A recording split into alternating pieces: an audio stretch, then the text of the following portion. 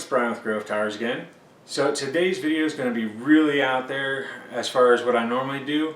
It's going to be a mixture of a bunch of mail calls all at once. I've had a lot going on and a lot going on off camera, but I'm going to try and explain some of what's been happening and give you some ideas of what's been going on. It might also help you see what you can do in your area to see if it works out for you. So this was one mail call, this was another, this was part of another, this was one, and this is part of a parts hunt. So let's break it all down and go over what we got in, because I know that this actually has a couple of things in it. So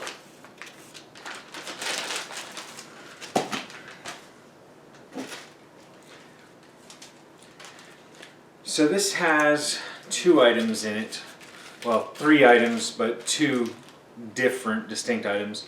So the first item is these two NVMe drives. They're 256 gig SSD NVMe drives. They are Silicon Power brand. They are great budget ones. They were like $31. I think it was on a sale. I think they're regularly $35 or $36, but even so, for 256 gigs in an NVMe drive, it's actually pretty good. These, I believe, are just SSD speed, not actual full NVMEs, which is why they're so cheap. But this is going to be for some systems that we're going to be building and upgrading and whatnot, and so those will come in handy. And all it is M.2 drives. They just come in the little plastic, you pop them out, you put them into the M.2 slot, you screw it in, and you're done. No cables or anything like that, so there's not really anything to go over there. But there was also this here. This is a HiLetGo cable IDE to SATA converter adapter. And this is going to be part of our Windows 98 retro machine that we're going to be doing. So hopefully this will fix the lack of a hard drive that I can't find one for it, and I'm not going to go out and buy one. But this will allow us to take this right here will take a Molex to the adapter for power, and then the data cable here. And we'll have to use another Molex to SATA cable adapter for the power, but that shouldn't be a problem. And this will allow us to run a regular full SATA hard drive or SSD on that system. And so that'll be really fun to get that running and see how well it performs with that. But it's just a little adapter that switches from SATA on one end. Now it's got an in and an out, so it's able to be used as either a converter to a IDE drive so that you can plug a SATA motherboard into it, or you can switch it the other way around and you can plug a SATA hard drive or SSD into an IDE port. And that's what we're going to end up doing with this. I may end up recycling it later, depending on how it works out. If I end up with enough space for that system, then I'll keep it, and if not, then I'll recycle it, because we don't want to waste anything that we don't need to. And it's always cool to have these weird drive adapters and whatnot. So now another one is actually similar to one of those others, and I'm just gonna pop it open real quick. I actually bought two of them, but I dropped one and I don't know where I dropped it. So yeah, I'm gonna have to find that, because this one and its twin that's missing are SSD 6s from Intel. They're one terabyte NVMe drives. I got them on a wicked deal. Normally these things are about 120 bucks a pop, and I got them for 85 plus tax. Plus I used a thing called QuadPay. I don't recommend it unless you have like no other option. But keep in mind that all it does is splits it into 4 payments, and so that is great for some things, but not for others. Especially since they do tack on a few extra dollars on top when they split it, so that they get their finance charge into it, and it comes out to be a fairly large amount. I mean, it was, I want to say, $4 on these 2 drives, and I've already paid that off, so we're good on that.